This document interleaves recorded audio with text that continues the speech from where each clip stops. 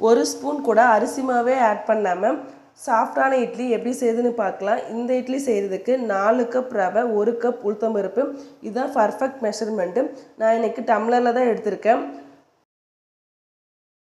உளுத்தம்பருப்பையும் ரவையும் தனித்தனியாக ஊற வச்சுக்கலாம். உளுத்தம்பருப்பு ஊற வைக்கும் போது 1/2 ஸ்பூன் வெந்தயத்தையும் சேர்த்து ஊற வைக்கணும். உளுத்தம்பருப்பு நல்லா ஊறி வந்ததுக்கப்புறமா ஒரு மிக்சி ஜாரில் நல்லா தண்ணி விட்டு நைஸாக அரைச்சி எடுத்துக்கலாம்.